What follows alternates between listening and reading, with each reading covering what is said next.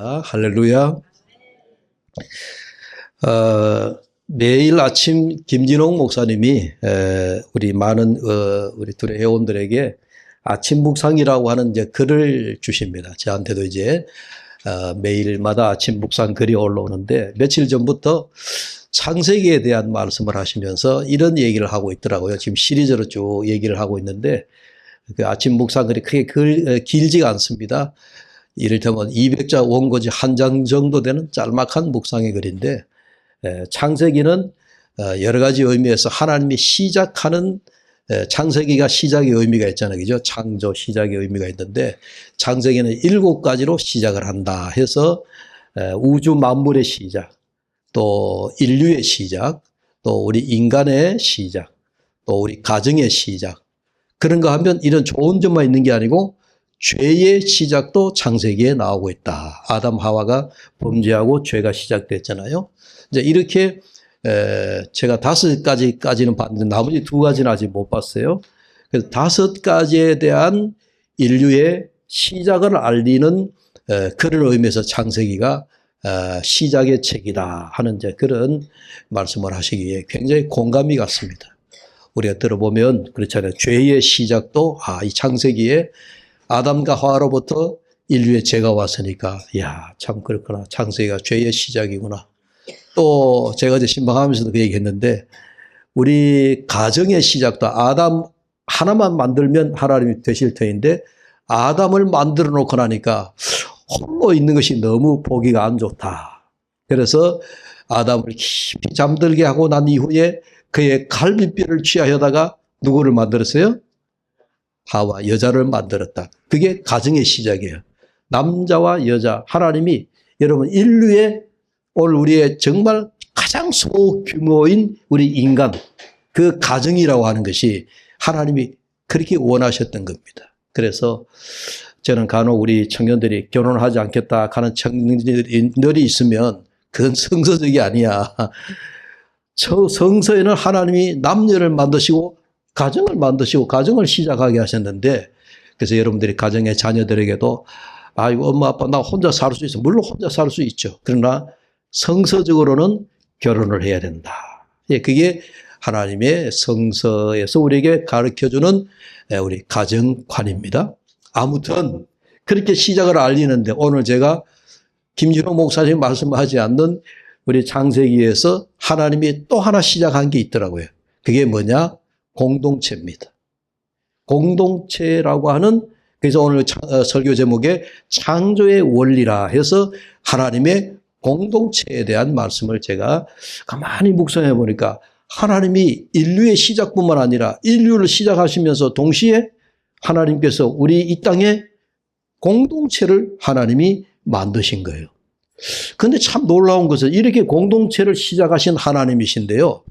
하나님 당신 자신이 성경에 우리가 잘 아는 이제 이게 좀 어려운 이야기인데 신학에 보면 삼위일체론이라고 하는 게 있거든요. 이건 우리 신학생들이나 목사가 되어서도 삼위일체론에 대한 가장 어렵습니다. 하나님은 한 분이신데 삼위가 있다. 이게 소위 이제 우리가 삼위일체론이다. 그렇게 얘기하거든요. 근데 성경에 보면 하나님께서 우리 인간을 만드실 때 뭐라고 말씀하셨는가 하니까 자, 우리의 형상을 따라 우리의 모양대로 인간을 만들자. 반드시 그 하나님이 그냥 하나님이 나 혼자 하나님께서 인간을 만들자. 그래서 될 텐데 그 말씀에 보면 하나님께서 우리라고 하는 말씀을 사용하시는 거예요. 우리. 하나님께서 하나님이라고 하는 우리가 그 본연의 그 이름 속에 하나님이 우리라고 하는 말하면 공동체, 홀로가 아닌 우리가 함께라고 하는 그런 의미로 공동체의 의미를 하나님이 이미 갖고 계셨구나 하는 것을 우리가 알 수가 있더라는 얘기예요. 창세기 1장 26절에 하나님이 이르시되 우리의 형상을 따라 우리의 모양대로 우리가 사람을 만들고 라고 해서 우리라고 하는 이런 삼위 하나님으로 표현하고 있습니다. 여러분 교회 처음 오신 분들 또 우리 새신자분들은 삼위라고 그러는 거 잘 모르시죠? 성부 하나님, 성자 예수님, 성령 하나님. 우리가 하나님은 한 분이신데 성부 아버지 하나님, 아들 되시는 성자 하나님, 그리고 오늘날 우리와 늘 공간을 초월해서 시공간을 초월해서 언제나 우리와 함께 하시는 영으로 계시는 성령 하나님, 이게 삼위 하나님인 거예요.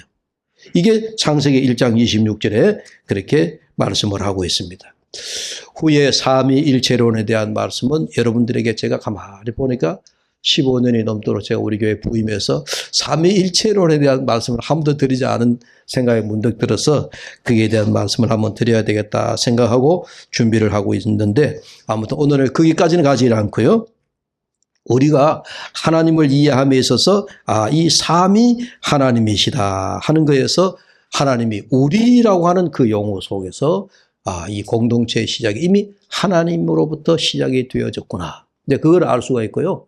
그런가 하면 또 창세기 1장 27절에 하나님이 자기 형상 곧 하나님의 형상대로 사람을 창조하시되 남자와 여자를 창조하셨다. 이 말씀 속에서 제가 처음에도 말씀드렸듯이 하나님이 우리에게 가정 공동체, 남자와 여자가 합하여져서 한 몸이 되어서 가정을 이룬다라고 하는 이 의미가, 여러분 우리가 결혼 주례 때나 들어봄직한 말씀이지만요, 그러나 이 말씀이 얼마나 귀한 말씀인지, 정말 소중한 말씀이에요. 요즘과 같이 뭐 성에 두 가지만, 남성 여성만 있는 게 아니고 요즘은 성이 몇 가지가 있죠. 중성도 있어요. 중성.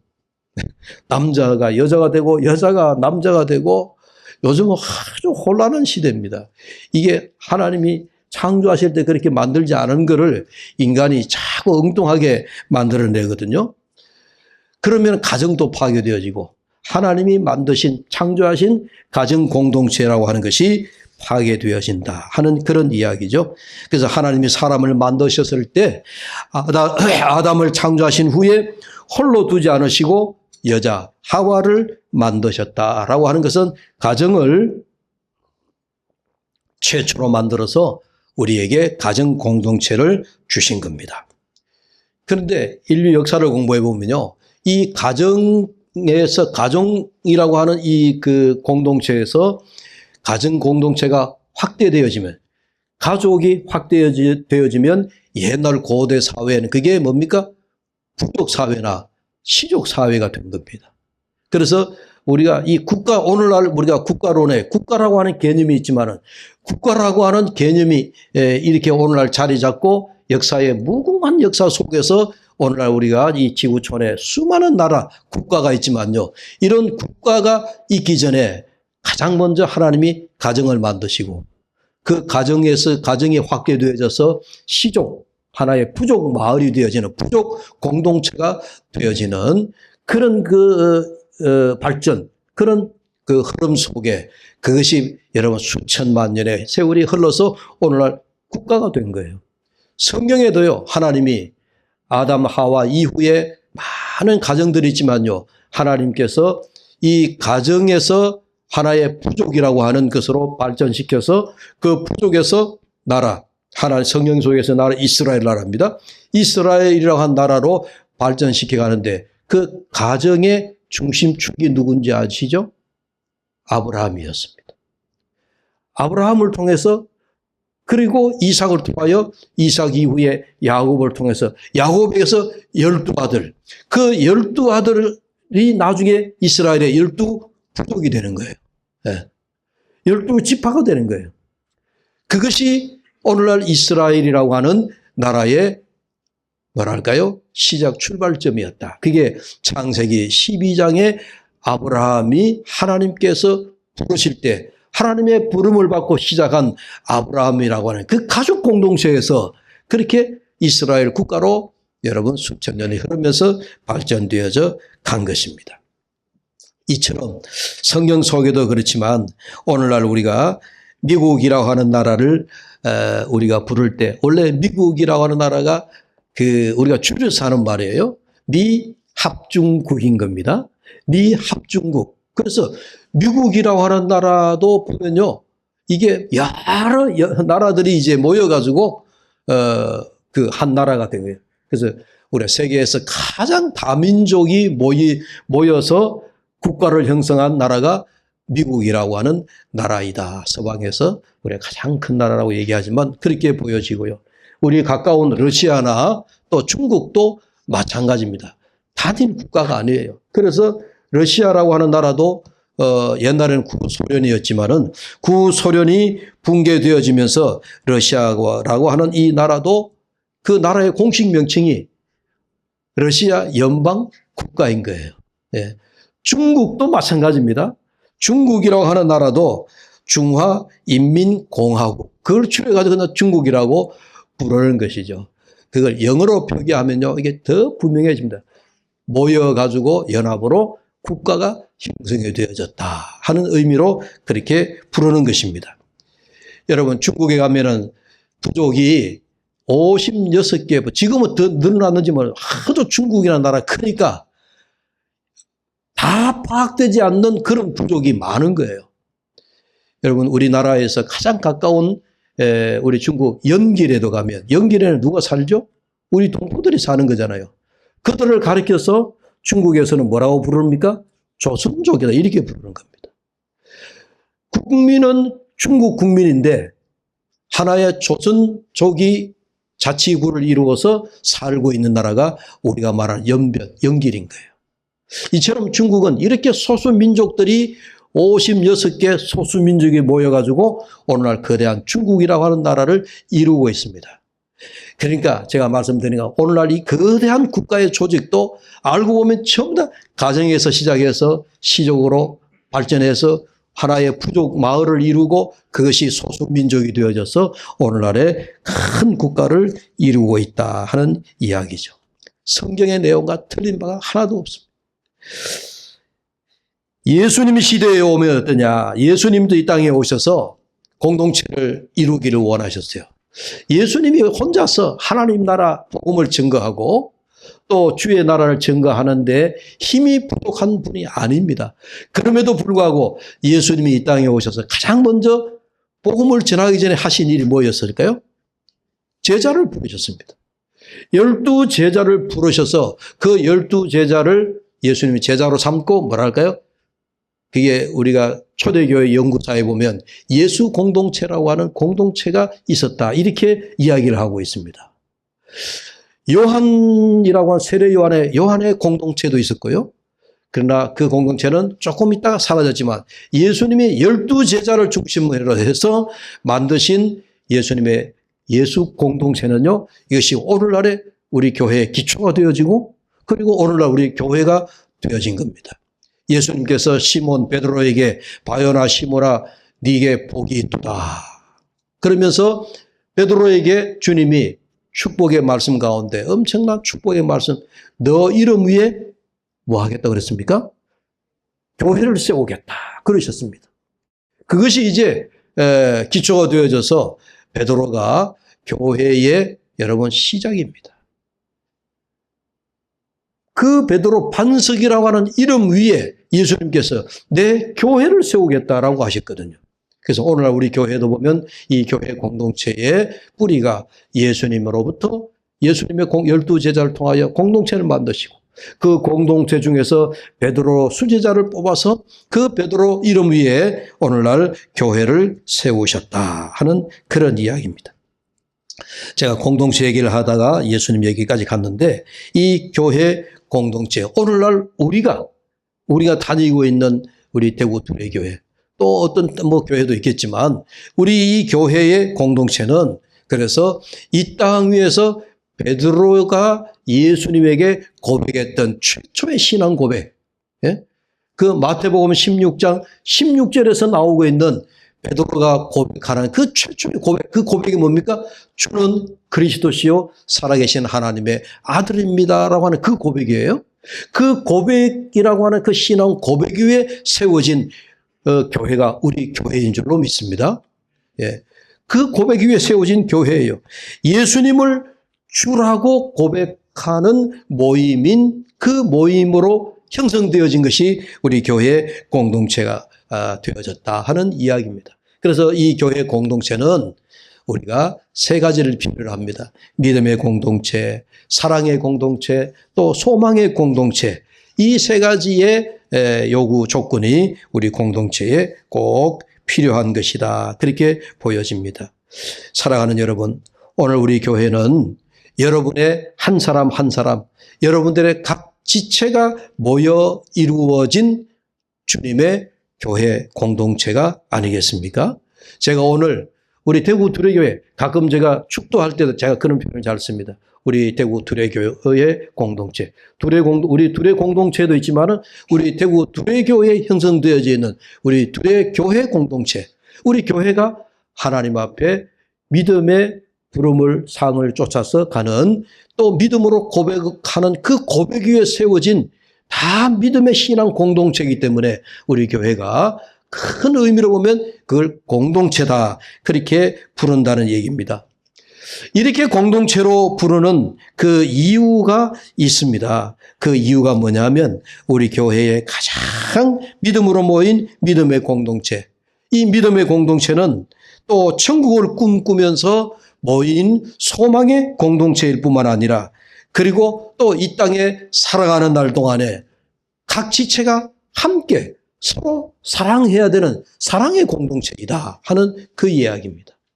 여러분, 믿음의 공동체요, 그 다음에 하늘에 우리가 천국의 소망을 두고 있는 이 땅의 어떤 뭐라 그럴까요? 사라지고 썩어지고 안개와 같이 아침에 해가 뜨면 다 없어져 버리는 그런 소망이 아니라 우리에게는 없어지지 아니하는 하늘의 소망. 그게 천국의 소망이거든요. 그런 천국의 소망을 우리가 갖고, 그리고 이 땅에 살아가는 동안에 우리가 각 형제들이, 각 지체들이 서로 사랑해야 되는 그런 사랑의 공동체. 이 세 가지의 요건이 우리 대구 두레교회, 우리 또 믿음의 고백으로 세워진 이 교회에는 반드시 필요한 거예요. 이 세 가지 고백을 우리가 늘 해야 됩니다. 그런데 이러한 공동체가 되는데 제가 가만히 여겨보니까 꼭 두 가지가 필요해요. 그 두 가지가 뭐가 필요하냐 하면은, 첫째는 하나님과의 우리가 친밀한 사귐이 꼭 필요합니다. 우리 믿음의 공동체 안에, 우리 소망의 공동체 안에, 우리 사랑의 공동체로 이루어진 우리 대구 두레교회 모든 여러분들이 하나님과의 깊은 사귐이 있어야 된다. 예. 뭐 이걸 우리가 달리 표현하면 우리 신앙에 기도 많이 하고 또 우리가 교회를 위해서 함께 애쓰고 여러 가지 표현이 되어지겠지만요. 거기에 앞서서 우리가 하나님과의 아주 친밀한 관계. 요즘 우리가 그런 얘기 많이 요즘 화두로 얘기하잖아요. 요즘에는 우리가 교회에 하나님과의 그 관계가 굉장히 중요하다. 예? 이 땅의 다른 어떤 것보다도 우리가 교회에 일을 많이 하거나 또 헌신을 많이 하거나 봉사를 많이 하거나 또 교회에다 헌금을 많이 하거나 그런 모든 것보다도 앞서는 것이 우리가 하나님과의 우리가 뭐랄까요? 나하고의 긴밀한 사귐이 가장 먼저 있어야 된다. 그게 영성의 관계라는 거예요. 네. 그런 것이 없으면 자꾸 외부의 영향을 입어가지고 시험 들기가 쉽습니다. 옆에서 누가 조금만 무슨 얘기하면 그만 시험이 들어서 우리가 신앙을 잃어버리게 되는 그런 경우가 많아요. 하나님과 나하고 바라봄의 관계가 분명하게 썩어 있으면 누가 옆에서 뭐라고 해도 그건 그냥 지나가는 바람 소리처럼 다 지나가는 거예요. 그런 의미에서 우리가 하나님과의 깊은 사귐을 갖게 되어지는 여러분들이 될 수 있기를 주의 이름으로 축복합니다. 그리고 또 한 가지는 뭐냐? 우리가 그러면은 하나님과의 관계 사귐만 있으면 되느냐? 그게 그렇지 않습니다. 제가 이런 원리를 얘기할 때 십자가를 잘 얘기합니다. 여러분, 십자가는 우리가 종과 행과 두 개가 합쳐서 십자가가 되잖아요. 그렇죠? 땅에서 하늘로 맞닿는 이 수직선은요, 나하고 하나님과의 관계예요. 나하고 하나님과의 관계만 잘 된다고 해가지고 언제나 십자가가 되지 않는 법입니다. 뭐가 있어야 되죠? 옆에 나와 있는 평형을 이루는 횡으로 되어 있는 이 십자가가 또 있어야 되는 거예요. 그래서 십자가의 원리는요, 종과 횡이에요. 두 가지가 균형을 잘 맞춰야 이게 온전한 십자가가 되듯이 우리가 이런 믿음의 공동체, 또 소망의 공동체, 사랑의 공동체가 되기 위해서는 우리 교우들이 첫째는 무엇보다도 하나님과의 관계, 사귐의 관계를 우리가 잘 친밀한 관계를 유지해야 된다 하는 것은 두말할 필요가 없습니다. 그럼과 동시에 교우들과의 친밀한 사귐의 관계도 잘 이루어져야 된다. 이게 두 번째 이유예요. 믿습니까? 네. 십자가의 원리처럼 나는 하나님 앞에 기도만 하면서 살아간다. 그러면 이거 뭔가 균형이 잘 안 맞다는 거예요. 하나님 앞에 기도도 열심히 하지만 교회에 와서 교우들과 뭘 잘해야 돼요? 친교를 잘해야 되는 거예요. 그래서 교우들하고 커피도 자주 나누시고 밥도 자주 사무시, 옆 사람하고 인사해 봅시다. 오늘 점심 내가 낼게. 아니, 식당에 가서 점심 다 준비되어 있는데 말이라도 그렇게 하시면 좋잖아요. 오늘 점심 내가 낼게.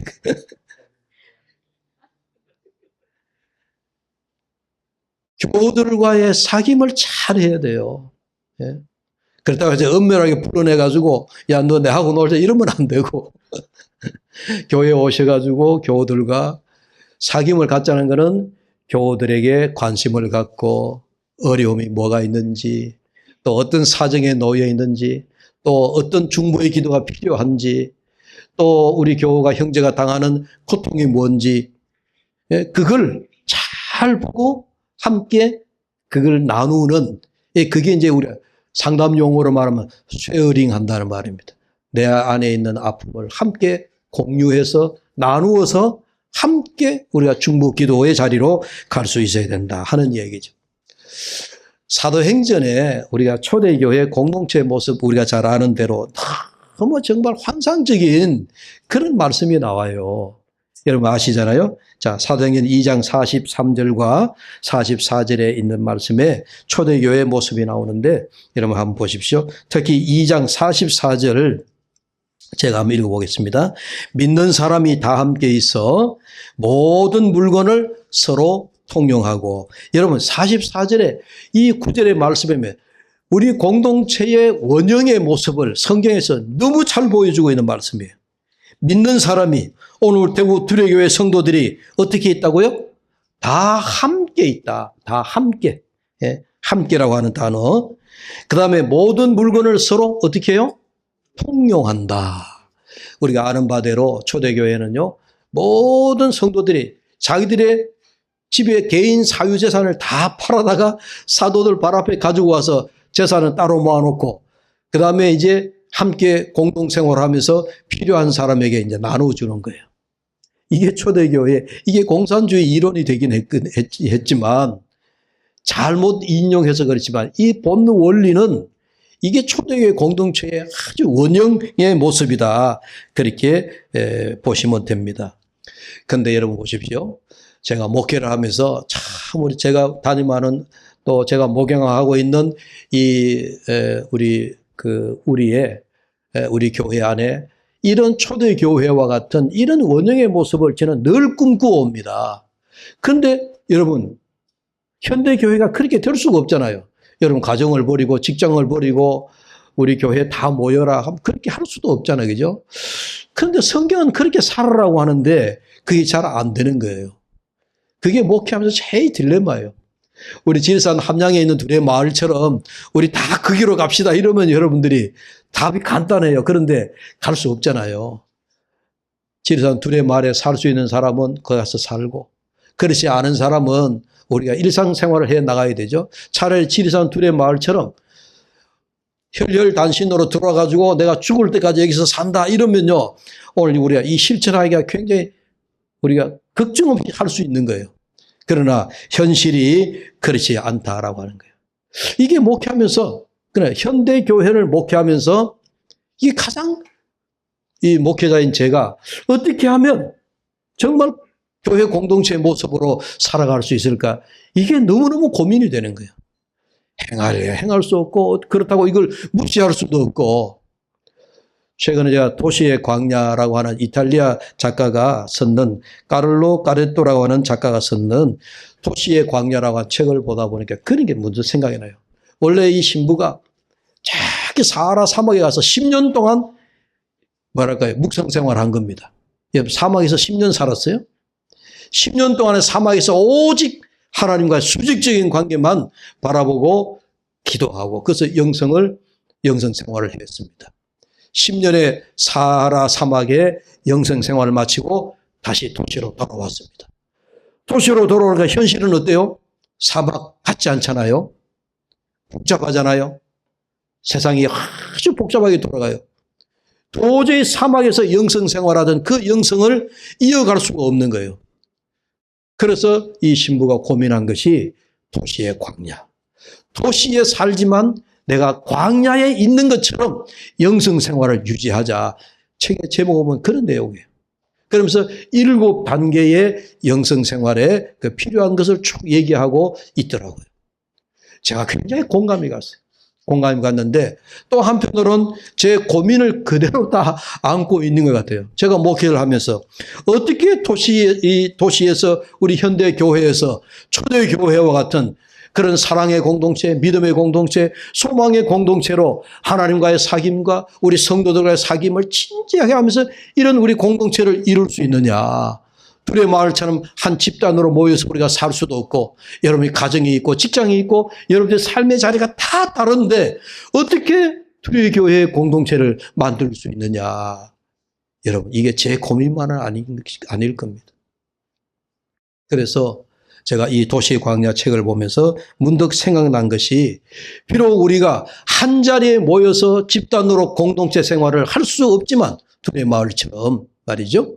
그러나 그런 마음으로 이를테면 그런 우리가 정신으로 그런 의식으로 우리 교우들이 비록 혈족은 다르고 비록 성은 다르고 우리가 살아가는 형편은 다 다르지만 우리 교우들이 우리 교우들을 대할 때 정말 공동체의 형제인 것처럼 내 공동체의 자매인 것처럼 비록 우리가 어머니의 한 배 속에서 난 사람들은 아니지만 마치 하나님 아버지 앞에 우리가 하늘의 한 가족, 그걸 성경은 가리켜서 권속이라고 말을 하는데 가족이라고 말을 하잖아요. 예? 가족이 되어서 형제의 아픔을 내 아픔처럼, 예? 형제의 고통을 내 고통처럼 그렇게 느끼면서 우리가 한 마음으로 살아갈 수 없을까? 그게 제 고민인 거죠. 이런 우리가 고민을 놓치면서 고민을 하면서 우리 교우들도 오늘 말씀을 들으면서 우리 교회도 공동체의 그런 마음을 가지고 우리가 살아갈 수 없을까 한번 고민을 해봤으면 좋겠습니다. 그렇게 보다 보니까 제 성경에 답이 나와요. 고린도전서 1장 10절을 읽다 보니까 형제들아 내가 우리 주 예수 그리스도의 이름으로 너희를 구원하노니 모두가 같은 말을 하고 너희 가운데 분쟁이 없이 같은 마음과 같은 뜻으로 온전히 합하라. 할렐루야. 여러분 제 혼자만의 가슴 두근거림일까요? 같은 말을 하고 같은 생각을 갖고 같은 뜻을 갖고 마음을 같이 나누는 이것이 도시의 광야인 것처럼 오늘 우리의 현실 속에서 우리가 우리 교회가 공동체적인 그런 교회의 마음을 가지고 살아가는 우리 교우들이 가져야 될 마음인 줄로 믿습니다. 기도합시다. 하나님 아버지, 같은 말, 같은 마음, 같은 뜻을 갖고 우리 대구 두레교회가 하나님 앞에 예수 공동체입니다. 하늘나라의 믿음의 공동체입니다. 소망의 공동체입니다. 또 함께 가야 할 우리 공동체입니다. 이 마음을 가지고 살아가는 우리 온 교우들 되게 하여 주옵소서. 우리 모두가 서로 같이 부둥켜 안고 천국에 갈 때까지 함께 살아가야 될 우리 공동체의 지체임을 하나님 알게 하여 주시옵소서. 예수님의 이름으로 기도하옵나이다. 아멘.